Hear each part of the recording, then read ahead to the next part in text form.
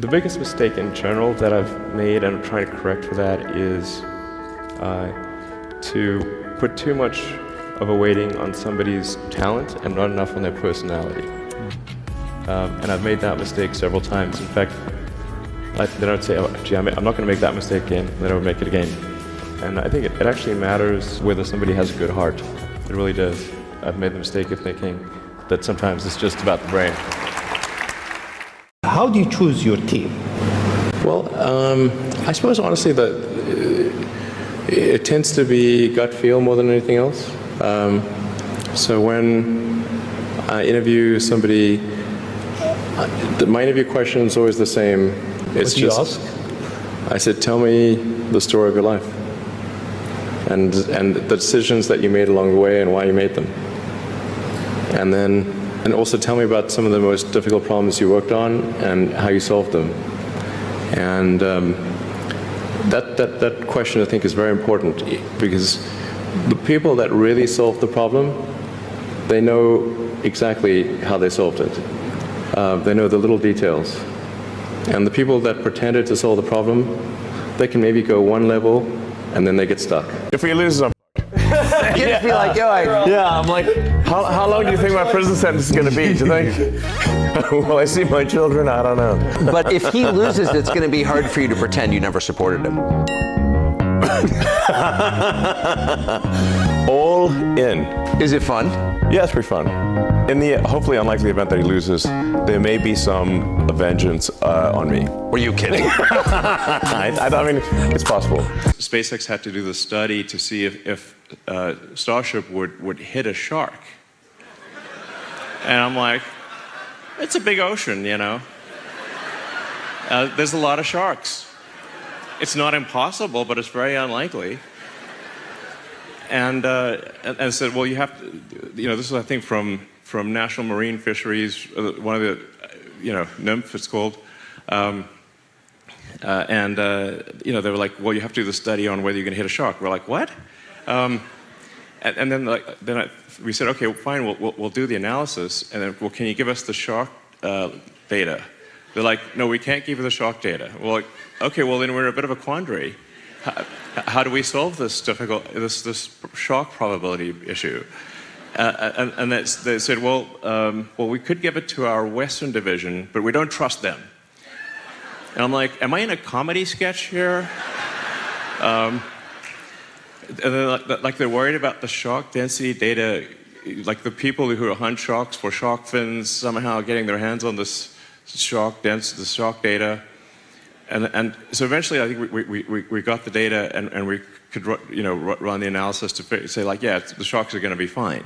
But they wouldn't let us proceed with launch until we did this crazy shark data. And then we thought, okay, now we're done. And they said, but what about whales? I'm like,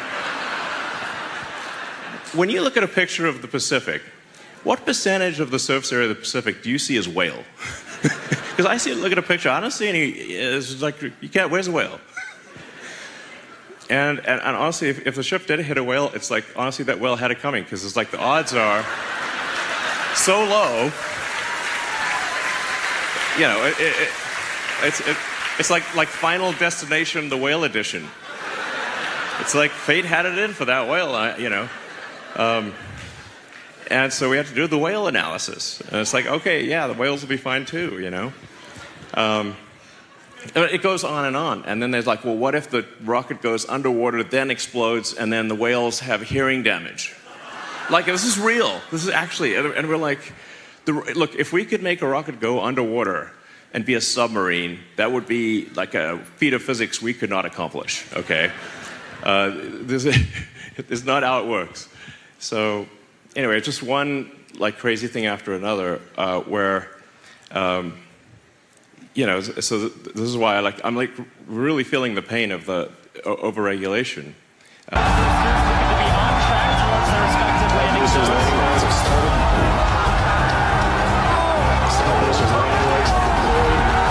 Gotcha, I see it. Yeah, I got him. They're there. Oh my God, dude! You've got to be kidding me! What?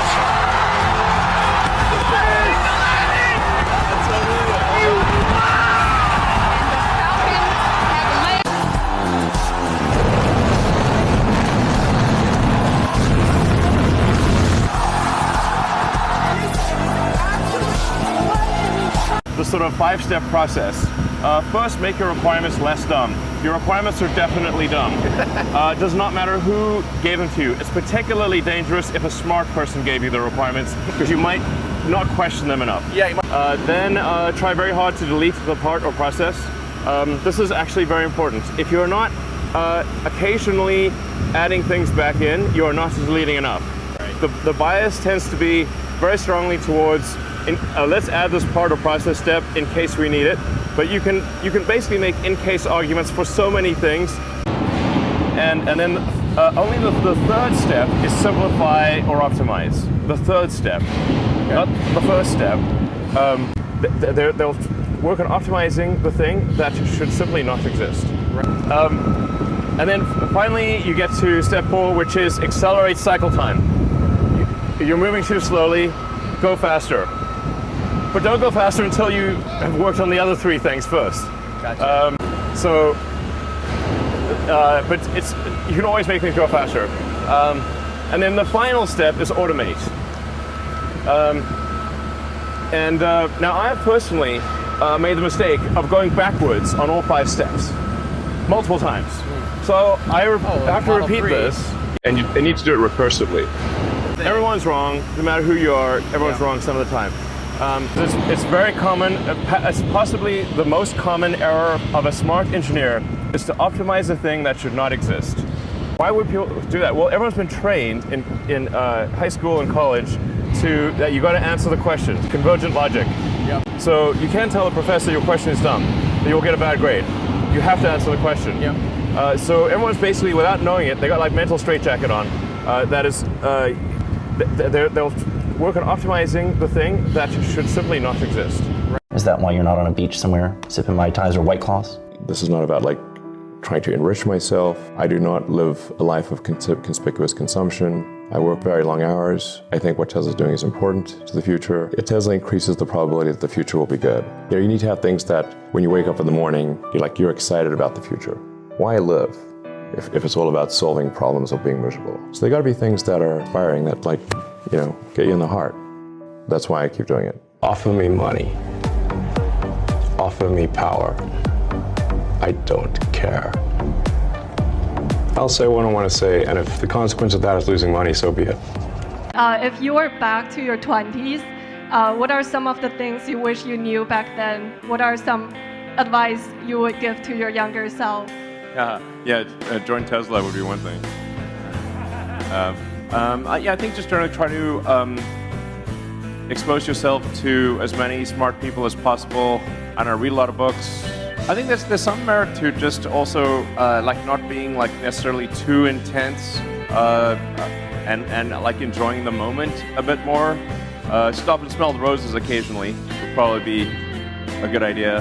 How you broken that pattern? I would always think about something and whether that thing was really true or not, and could something else be true, or is there a better conclusion that one could draw that's more probable? The thinking process is too bound by convention or analogy to prior experiences. So it's rare that people try to think of something on a first principles basis.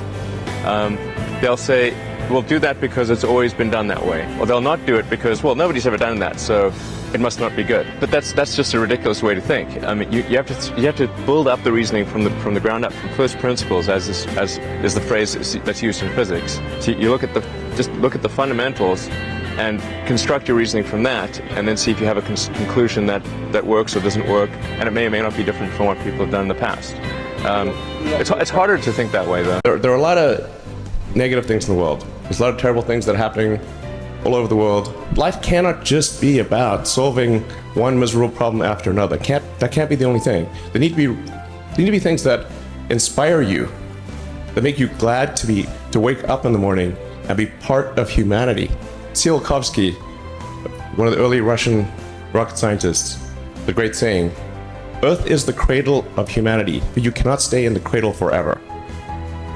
It is time to go forth, become a star-faring civilization, be out there among the stars, expand the scope and scale of human consciousness. I find that incredibly exciting. That makes me glad to be alive. I hope you feel the same way. We got to be excited about the future. We got to do things that make us want to live. You know, it cannot always be about problems every day. I mean, do you want to wake up every morning and everything's just a problem? Well, what inspires you and what makes you excited about the future? There's got to be some things like that. Your patents are open source? Yeah. So if somebody comes and makes a better electric car than Tesla, and it's so much better than ours that we can't sell our cars and we go bankrupt, I still think that's a good thing for the world. It's like if you're a ship and you're dropping mines behind your ship to slow down the other ships, you know, and we don't want to drop the mines. So, but I think true competitive advantage on technology front is more about your rate of innovation than it is the degree to which you're slowing others down. If your rate of innovation is high, then you don't need to worry about protecting the IP because other companies will be copying something that you did years ago. I don't like patents personally. Sort of discovered that a patent was really like buying a lottery ticket to a lawsuit. I was like, I'd rather not buy as many those tickets because the overarching goal of Tesla is to accelerate the advent of sustainable energy. And so if we created a patent portfolio that discouraged other companies from making electric cars, that would be inconsistent with our mission. So we open sourced all the patents in order to help anyone else who wants to make an electric car. Do you have a spiritual life? Well, it sort of depends on what spiritual means. And there's certainly things that we don't understand about the universe. But you know, I'm less convinced that there's, say, some super consciousness watching over our every movement and kind of evaluating it against some criteria and deciding whether we're going to go to one place or another when we die. I think that's unlikely. What do you worship?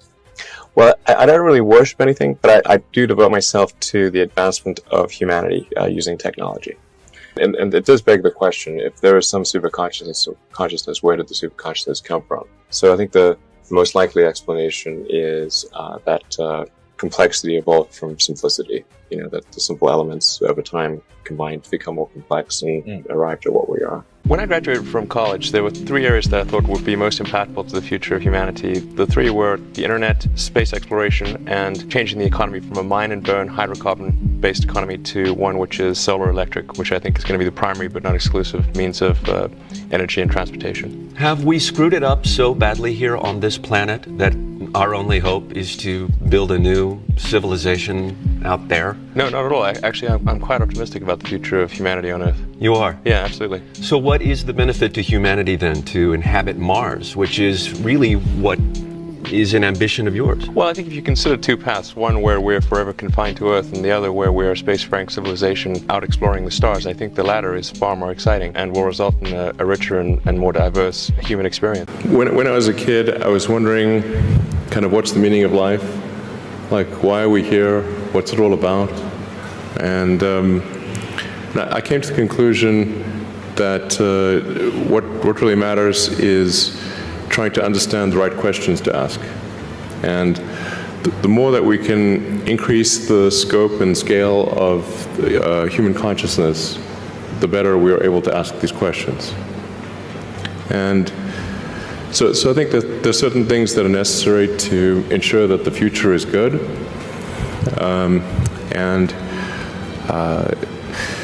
Some of those things are, in the long term, having long-term sustainable transport and sustainable energy generation,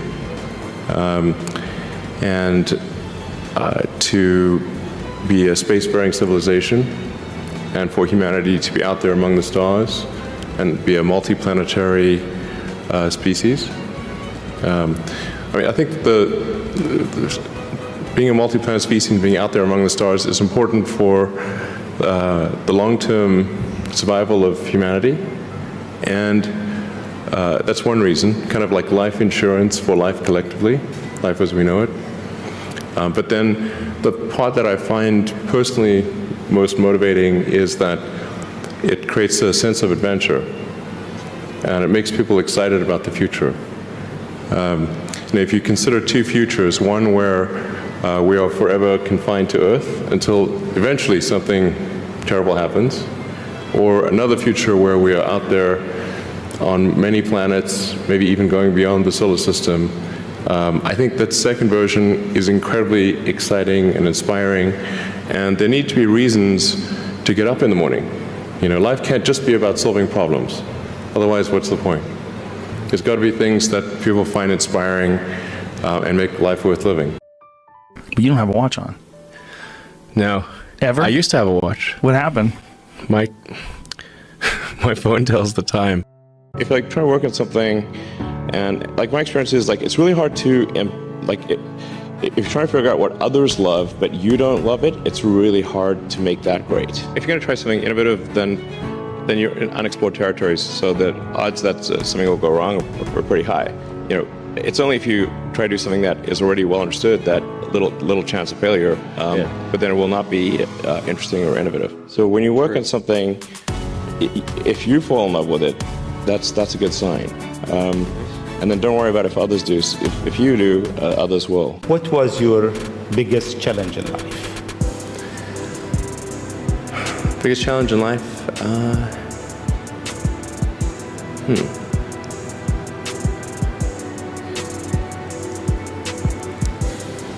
No challenge. Well, no, there's a lot of them. I'm trying to decide which is which is the worst.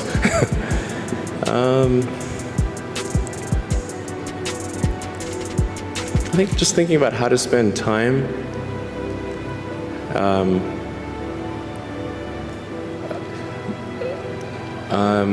One of the biggest challenges, I think, is making sure you have a corrective feedback loop, and then maintaining that corrective feedback loop over time, even when people want to tell you exactly what you want to hear.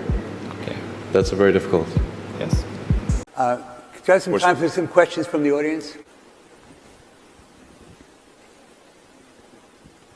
Elon, Seneca once said, every genius has a touch of madness. I thought you'd like that quote. Well, I agree with the madness part. So even with Tesla as a publicly traded company, I think it's down 40% or something from its high, is selling at 70 times earnings. Meanwhile, Mercedes-Benz, which now produces EVs, is selling for 6 times earnings and yielding 5%. Why should I invest in Tesla rather than Mercedes-Benz? Well, I actually rarely try to convince anyone to invest in Tesla.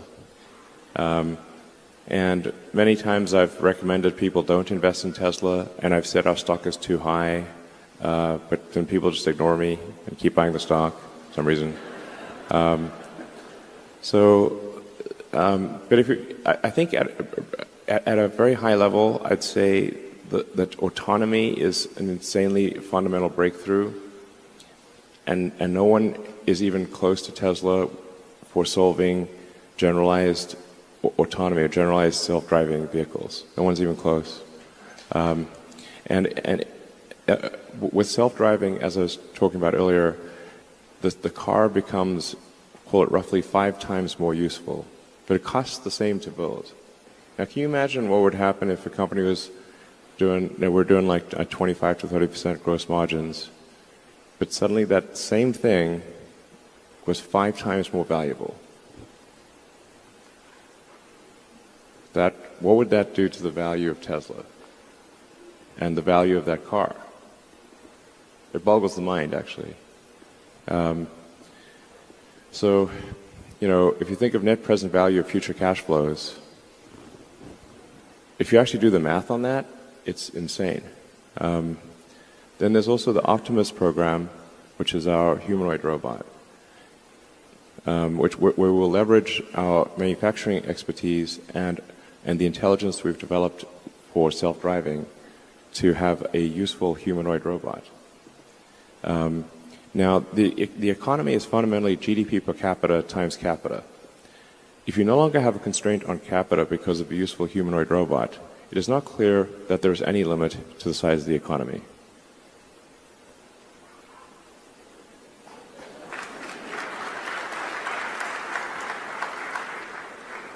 And these things will actually happen.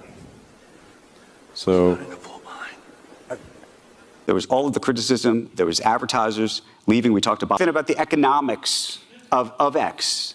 If part of the underlying model, at least today, and maybe it needs to shift, maybe the answer is it needs to shift away from advertising.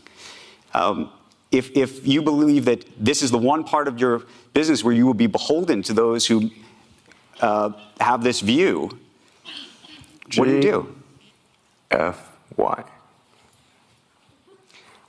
I understand that, but there's a reality too, right? Yes. No.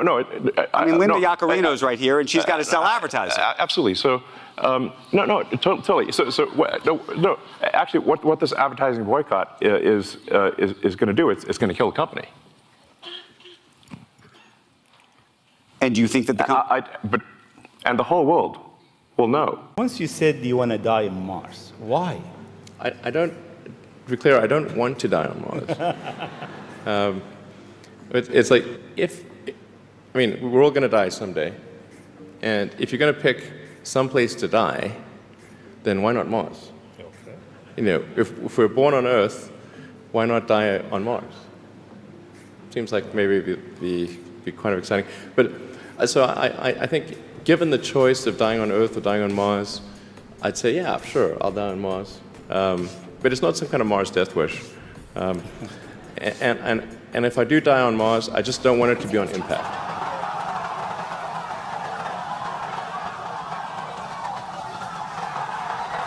I am the reason OpenAI exists. So I used to be close friends with Larry Page, and I would stay at his house, and we'd have these conversations long into the evening about AI, and I would be constantly urging him to be careful about the danger of AI, and he was really not concerned about the danger of AI and was quite cavalier about it. The final straw was Larry calling me a speciesist for being pro-human consciousness instead of machine consciousness, and I'm like, well, yes, I guess I am. I am a speciesist, So you helped to the creation of OpenAI. You put in as much as $50 million. More than helped. It wouldn't exist without me. It wouldn't exist without you. So I came up with the name. The name OpenAI refers to open source. So the intent was, what was the opposite? What's the opposite of Google? Would be an open source nonprofit, because Google is closed source for profit. I have a high pain threshold. There's a friend of mine who's got a good saying, which is that starting a company is like eating glass and staring into the abyss. That's generally what happens, because when you first start a company, there's lots of optimism and things are great, and then so happiness at first is high. Then you encounter all sorts of issues, and happiness will steadily decline, and then you'll go through a whole world of hurt. And then eventually, if you succeed, and in most cases you will not succeed, and Tesla almost didn't succeed, came very close to failure. Then if you succeed, then after a long time, you will finally get back to happiness. Whatever pain they experienced, I had it more. I think I know more about manufacturing than anyone currently alive on Earth. I lived in the Fremont and Nevada factories for 3 years, fixing that production line, running around like a maniac through every part of that factory, living with the team. Yeah. I slept on the floor so that the team who was going through a hard time could see me on the floor, that they knew that I was not in some ivory tower. Whatever pain they experienced, I had it more. In the unfortunate event that you're hit by a car not full self-driving, can you take a few minutes or a few seconds and brag on your board and the rest of your leadership to assure us that even without you, Tesla has an incredible future at $30 trillion? Well, I think Tesla has a good future without me. I think I'm a helpful accelerant to that future. For technology, it matters if you're ahead or not ahead a lot. What matters is not innovation, but the rate of innovation. Can you do in 1 year what other companies do in 2 years or 3 years? So probably my biggest, most helpful thing is innovation accelerant. And because given enough time, the various startups that are doing humanoid robots will eventually succeed. One of them will. So what really matters is, can we be much faster than everyone else? Can our product be done a few years ahead before theirs and be better? Because if that's not the case, then they will achieve the valuation and not Tesla. They will make the valuable product, not Tesla. So that's where I think I'm probably most useful, is accelerating the pace of technology and innovation and getting to scale But I am very much heartened by and appreciate the support of current former Tesla employees, Tesla board, and all you guys for helping out. My heart goes out to you. 感謝加入会员的蝦米們，還沒加入的，馬上點擊加入頻道會員，觀看會員專屬影片。